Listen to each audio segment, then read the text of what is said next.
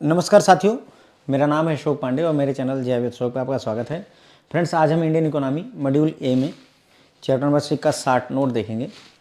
तो ये चैप्टर है आपका फ्रेंड्स ग्लोबलाइजेशन और इसका इम्पैक्ट क्या हुआ है इंडिया पर, उसके बारे में 60 नोट्स में हम बहुत ही समराइज्ड वे में डिस्कशन करेंगे। तो हम देखेंगे ग्लोबलाइजेशन क्या होता है, ग्लोबलाइजेशन और उसका प्रभाव इंडिया पर क्या रहा है, और ग्लोबलाइजेशन इन रिवर्स गियर यानी डी ग्लोबलाइजेशन क्या होता है, ये भी हम यहाँ पर समझने वाले हैं। ठीक है, तो स्टार्ट करेंगे। ग्लोबलाइजेशन देखते हैं। Globalisation concept, globalisation defined as rise in the economic integration among nations as a result of cross border trade in goods and services, technology and flow of investment, people and knowledge. तो globalisation को कैसे define किया गया है, economic integration में बढ़ोतरी होना, यानी कि एक देश दूसरे देश के साथ में इकोनॉमिक एक्टिविटी करे, खरीद बेच करे, यानी कि क्रॉस बॉर्डर ट्रेड किया जाए, एक देश से दूसरे देश के बीच में ट्रेड किया जाए, चाहे गुड्स और सर्विसेज का हो, चाहे टेक्नोलॉजी का किया जाए, चाहे इन्वेस्टमेंट उस देश में जाए, लोग जाएं, नॉलेज जाए, ये सब चीज़ें आपस में लेन देन हो, तो फ्रेंड्स उसे ही ग्लोबलाइजेशन कहा जाता है। ग्लोबलाइजेशन टर्म किसने दिया था, तो ध्यान रखें फ्रेंड्स, थियोडोर लेविएट ने ग्लोबलाइजेशन टर्म को कॉइन किया था। लेकिन जब फ्रेंड्स ग्लोबलाइजेशन मतलब पूरी दुनिया ही मेरा घर है, एक तरीके से ये भावना है। इंडिया अमेरिका के साथ बिजनेस करे, अमेरिका रूस के साथ में, रूस चाइना के साथ में, इस तरीके से। ठीक है, लेकिन जब वर्ल्ड वार 1 हुआ और ग्रेट डिप्रेशन वगैरह आया, वर्ल्ड वार 2 हुए, तो इन सब की वजह से ग्लोबलाइजेशन से लोग पीछे हटने लगे। क्यों? क्योंकि भाई हम पूरी दुनिया के साथ बिजनेस करना चाहते हैं, नहीं दूसरी जगह पर। तो इन सब वजहों से क्या हुआ फ्रेंड्स कि जो है लोग ग्लोबलाइजेशन से पीछे हटने लगे, क्योंकि आपस में युद्ध शुरू हो गए, ग्रेट वर्ल्ड वार 1 हो रहा है, 2 हो रहा है, तो लोगों ने कहा नहीं ठीक है, हम दुनिया भर से नहीं मतलब रखेंगे, हम केवल अपने मतलब से मतलब ही रखेंगे। लेकिन इन मिड 1980s OECD बनता है, यानी कि organisation for economic development and cooperation. इसने फिर से जो है ग्लोबलाइजेशन को, इस टर्म को फिर से पॉपुलराइज कर दिया, क्योंकि ये बना ही इसीलिए था, इकोनॉमिक कोऑपरेशन एंड डेवलपमेंट के लिए, है ना। वो ऑर्गेनाइजेशन फॉर इकोनॉमिक कोऑपरेशन के लिए ही बनाया ही गया था। ओके, उसके बाद में ग्लोबलाइजेशन को वर्ल्ड ट्रेड ऑर्गेनाइजेशन द्वारा डिफाइन किया गया है as development toward unrestricted cross border flow of goods and services, capital and labour force. मतलब जो है दुनिया भर के देशों के बीच में आपस में लेन देन हो, बिना किसी रिस्ट्रिक्शन के फ्लो होना चाहिए। किस चीज़ का? गुड्स और सर्विसेज का, कैपिटल यानी पूंजी का, और लेबर फोर्सेस यानी पीपल का, इन लोगों का आपस में लेन देन होना चाहिए। ठीक है, उसके बाद में ये जो नया कॉन्सेप्ट है ग्लोबलाइजेशन का, ये हमारे देश में यानी इंडिया में कब इंट्रोड्यूस हुआ है, तो जब नई इकोनॉमिक पॉलिसी 1991-92 लाई गई, तो ये 1991 में इम्प्लीमेंट हुआ था। कब हुआ था? 1991 में आया है। मनमोहन सिंह उस समय फाइनेंस मिनिस्टर थे, उन्होंने ही ये न्यू इकोनॉमिक पॉलिसी 1991-92 लाया हुआ था। ठीक है, ग्लोबलाइजेशन और इसकी एडवोकेसी, यानी कि ग्लोबलाइजेशन और उसको अच्छा क्यों ठहराया जाता है, उसे सही क्यों माना जाता है, उसकी बात करेंगे। तो there is a strong evidence from the nations of all sizes and locations that when country globalise, मतलब एक अच्छा खासा जो है सबूत है हमारे पास कि चाहे किसी भी साइज का देश हो, कोई भी लोकेशन हो, जब वो कंट्री ग्लोबलाइज होती है तो उसके जो सिटीजन है, उसके जो नागरिक हैं, उनको फ़ायदा होता है, उनको बेनिफिट होता है। कैसे? उनको अब जो है ब्रॉडर रेंज ऑफ गुड्स और सर्विसेज मिलती हैं, क्योंकि पहले अपने देश में ही बने प्रोडक्ट मिलते थे, अब दुनिया भर के प्रोडक्ट मिलते हैं। चीज़ों के दाम घट जाते हैं क्योंकि कंपटीशन रहता है देशों के बीच में, तो चीज़ें सस्ती मिलती हैं। और बेटर पेइंग एम्प्लॉयमेंट मिलता है, नौकरी के और अवसर मिलेंगे, हम दूसरे देशों में जा करके कमा सकते हैं, लोगों की हेल्थ इंप्रूव होती है, ओवरऑल लिविंग स्टैंडर्ड जो है काफ़ी हमारा हाई हो जाता है। उसके बाद में प्रोपोनेंट्स ऑफ ग्लोबलाइजेशन, मतलब ग्लोबलाइजेशन के जो सपोर्टर हैं वो ये विश्वास करते हैं, वो ये मानते हैं कि ग्लोबलाइजेशन हेल्प करता है डेवलपिंग कंट्री, ऐसी कंट्री जो डेवलप कर रही है, वो कैचअप कर सकती है, पहुंच सकती है डेवलप्ड कंट्री के आसपास में। कैसे? मैन्युफैक्चरिंग को बढ़ावा दिया जाता है, डाइवर्सिफिकेशन को बढ़ावा दिया जाता है, इकोनॉमिक डेवलपमेंट वगैरह होता है, लिविंग स्टैंडर्ड वगैरह बढ़ जाता है। ठीक है, मतलब कहने का कि अगर जो है आप ग्लोबलाइजेशन को फॉलो करेंगे तो क्या होगा, आप ज़्यादा प्रोडक्ट बनाएंगे, ज़्यादा एक्सपोर्ट करेंगे, है ना, ज़्यादा इकोनॉमिक डेवलपमेंट होगा, बिजनेसेस होंगे। तो इन सब वजहों से फ्रेंड जो है जो डेवलपिंग कंट्री है उसमें इकोनॉमिक एक्टिविटी बढ़ेगी, जिसकी वजह से वो डेवलप्ड नेशन की तरफ बढ़ सकता है। क्रॉस बॉर्डर इन्वेस्टमेंट और टेक्नोलॉजी के ट्रांसफर से नई नई जॉब्स भी क्रिएट होती हैं। तो इस वजह से मतलब ग्लोबलाइजेशन को सपोर्ट किया जाता है कि हाँ ठीक है, ग्लोबलाइजेशन अच्छा है।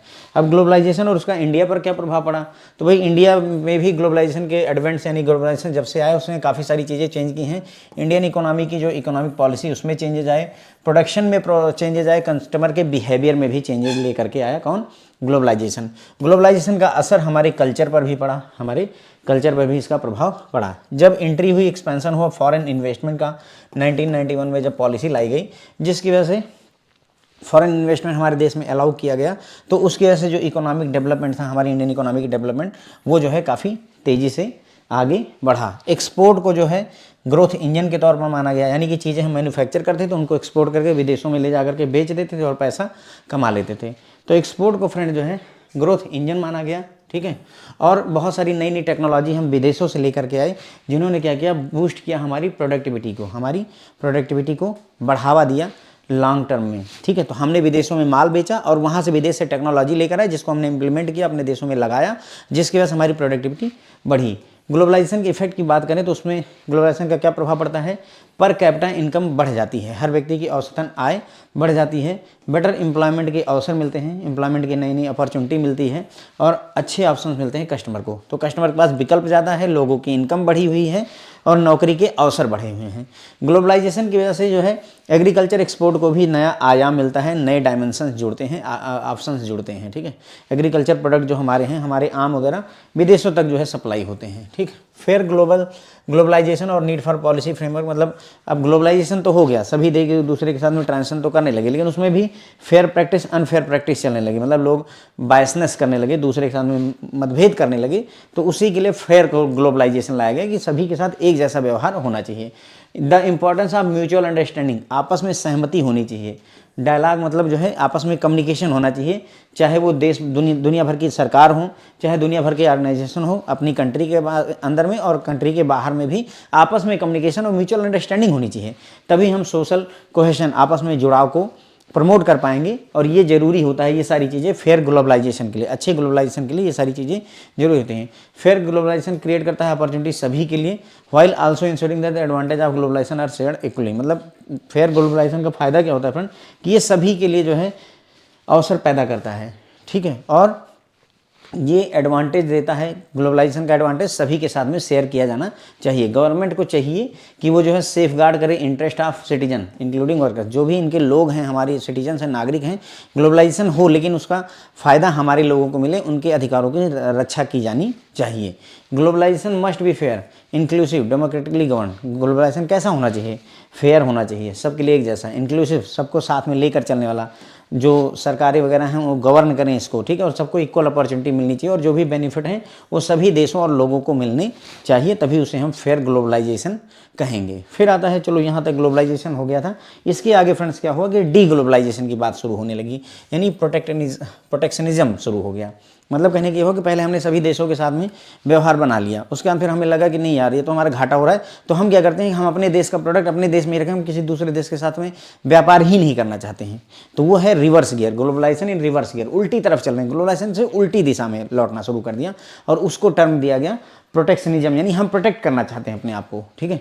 तो जब भी इकोनॉमिक क्राइसिस होती है या दो देशों के बीच में, दो चार देशों के बीच में जो पॉलिटिकल क्राइसिस होती है, तो ग्लोबलाइजेशन जो है बैकफुट पे आ जाता है।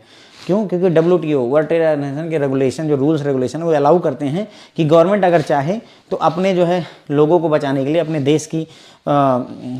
देश को बचाने के लिए जो है ग्लोबलाइजेशन से पीछे हट सकता है, दूसरे देशों के साथ में बिजनेस रिड्यूस कर सकता है।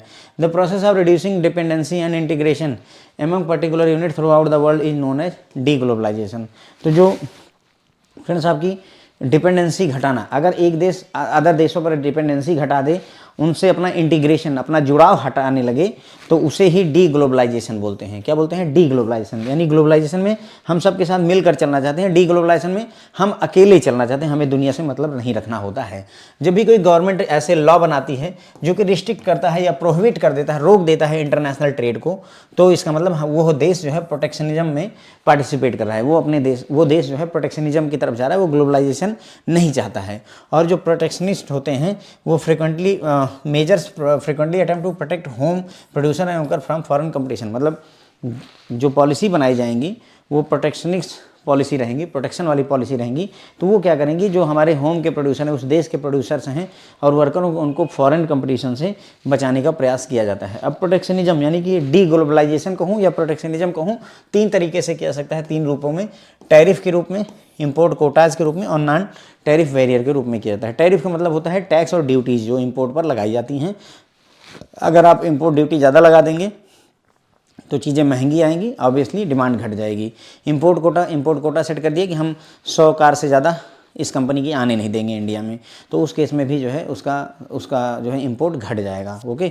नॉन टैरिफ बैरियर, ऐसे बैरियर जो टैरिफ पर डिपेंड ना हो, इसके अलावा कोई तरीका यूज करिए जिससे मतलब इंपोर्ट ड्यूटी वगैरह टैक्स वगैरह ना लगा करके फिर भी रोक दीजिए कि आने ना पाए प्रोडक्ट, जैसे कोटा उसका एक एग्जाम्पल हो जाएगा यहाँ पे। ठीक है फ्रेंड, तो बस इतना ही समझने की बात थी। उसके बाद में करंटली, अब आगे देखा गया, currently a gradual shift in viewpoint towards embarrassing de globalisation taking place. मतलब कहने का ये है कि आजकल ये देखा गया है कि लोग धीरे धीरे जो है डी ग्लोबलाइजेशन को अपनाना चाहते हैं, क्योंकि कई सारे ऐसे इवेंट्स हुई हैं, कई सारे ऐसी घटनाएं हुई हैं जो कि इस बात को सपोर्ट करती हैं कि हाँ लोग जो है डी ग्लोबलाइजेशन को अपनाना चाहते हैं। जैसे ब्रेग्जिट है ना, ब्रेग्जिट क्या है, ब्रिटिश जो है एग्जिट कर गया किससे, यूके, यानी ब्रिटिश मतलब यूके एग्जिट कर गया यूरोपियन यूनियन से। पहले यूरोपियन यूनियन के साथ ये बिजनेस करते थे, अब इन्होंने हटा लिया, टैरिफ वगैरह सारे खत्म कर दिए, तो क्या हुआ, एक तरीके से डी ग्लोबलाइजेशन हो गया। ठीक है, उसी तरीके से यूएस ने विड्रॉ कर लिया ट्रांस पैसिफिक पार्टनरशिप से। यूएस और चाइना के बीच में युद्ध चल रहे हैं, ट्रेड के झगड़े चल रहे हैं, कोविड-19 पैंडेमिक आया, वो भी प्रभावित किया, रशिया यूक्रेन में कॉन्फ्लिक्ट चल रहा है। तो ये सारी चीज़ें क्या हो रही हैं, एक तरीके से अब रशिया और यूक्रेन के बीच में युद्ध चल रहा है, तो क्या होगा, क्या हाँ ये एक दूसरे के साथ बिजनेस करेंगे, नहीं करेंगे, वो क्या करेंगे, विड्रॉ कर लेंगे, बोलेंगे हमको इनके साथ बिजनेस करना ही नहीं है। ठीक है, फिर आता है माइकल ओ सुल्लिवन की एक बुक है friends, the levelling what's next after globalisation. तो ध्यान रखिए बुक का नाम क्या है, the levelling what's next after globalisation. Book के राइटर कौन है, माइकल ओ सुलिवन। ठीक है, माइकल ओ सुलिवन इसके लेखक हैं। तो इन्होंने बताया कि globalisation is already behind us, मतलब इनका कहने का मतलब है कि ग्लोबलाइजेशन हम पहले ही पार कर चुके हैं, ग्लोबलाइजेशन तो हो चुका, व्हाट इज नेक्स्ट, अब ये ढूंढ रहे हैं कि अब क्या, ग्लोबलाइजेशन तो कर बैठे हम, अब क्या। ठीक है, व्हाट नेक्स्ट आफ्टर ग्लोबलाइजेशन, तो ये एक इनकी बुक का नाम है फ्रेंड्स। ओके, तो बस मेरे ख्याल से यहीं पर ही अपना ये लेक्चर कवर हो जाता है फ्रेंड्स। शॉर्ट नोट्स में हम बहुत ज़्यादा डिटेल में नहीं जाते हैं, काम की बातें फ्रेंड्स करते हैं, ताकि आप एकदम क्विक रिव्यू करें और आपका काम बन जाए। ठीक है friends, thank you so much.